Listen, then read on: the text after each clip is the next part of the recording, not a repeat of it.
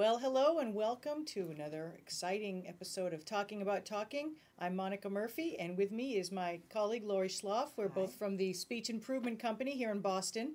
And today our topic is a very interesting one that's near and dear to our hearts, which is communication coaches. How do you know if you need one? How to choose one? Right. And is it something that's right for you? So I am so delighted to have this chance to be talking with you, Laurie. Thank you. Very Yeah, fun again. I've been a coach a really long time, and gosh, you're going on how many years It's now? the 21st year. Holy moly! I know you can't tell with the camera and the makeup, but right. I know. Well, anyway, of course, it's a very important question because people always wanted to know: would a coach be helpful to me? So what I find is people seem to want a communication coach at transitions in their life. Right. So right. let's say a new job or a promotion, or all of a sudden they're more visible. They were behind the scenes, they were doing research, and now all of a sudden they're doing webcasts and running teleconferences. And they never viewed communication as their main thing. And they hadn't needed to. When you think about it, you really don't need to until you're at a certain point in your career, in your life, where all of a sudden the way your message comes across matters. It doesn't always matter at first. Right. But don't you think it's starting to matter sooner?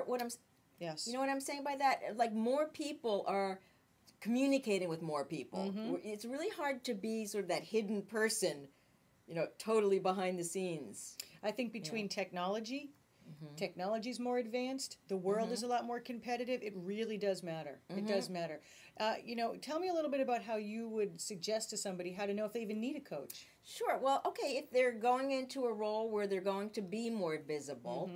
Number two, if they're scared. It is so human to be nervous about speaking situations. And of course, we deal all the time with people who are nervous. So if you're feeling nervous, please know you can overcome your nervousness and be very good. Third might be if you feel like you need that extra polish. Just before, I was on a phone call with a person who's doing very, very well in her career, but she wants that extra polish, especially if she's going to be talking to groups that are somewhat intimidating. So those are several reasons. Have you found anything else where it seems important for people to get a coach? I think you've really hit on the important ones. I mean, what's really important is to remember that it's not all about you.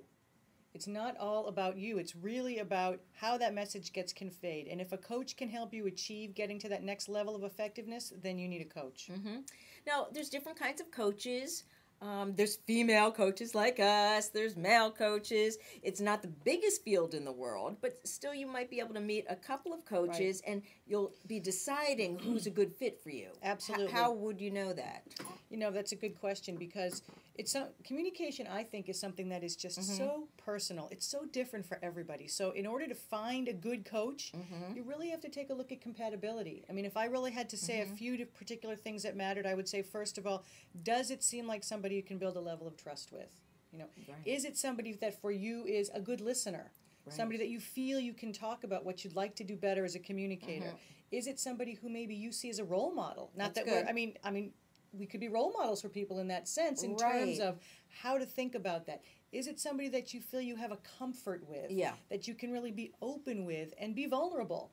True. It's a very challenging situation to be in, and that is why I think from a coaching perspective, somebody that can really help give you tools that you can be open to taking tools from, that you see could be a mentor or role model, that has that comfort level with you, that makes you feel like you can approach them are some of the important things I would say. The biggest compliment I once got is someone at the Speech Improvement Company who greets clients and does some of the administrative work said, "Oh, your client left happier than when she came in," and that made me feel so good. Terrific. So that's terrific. A good way to judge too. Do you feel better when you leave than when you walked in? Always a very important part, and I think that's something we just take for granted. We know we're doing our job well if you leave feeling better than when you came in, feeling like you have more tools than when you came in, feeling like you have a way to get yourself to that next level of effectiveness, for sure. Absolutely. So it's a question for you to think about. When do you need a communication coach? Who needs a communication coach, and what are some of the things that are important to think about? We'd certainly love to hear your thoughts. So anything you'd like to send along to us, feel free to at speechimprovement.com. We're always here and certainly enjoying to talk. So at this point, I'll sign us off and say thanks so much for watching with us today, and we'll look forward to speaking with you again soon. Great. Bye for now. Bye-bye.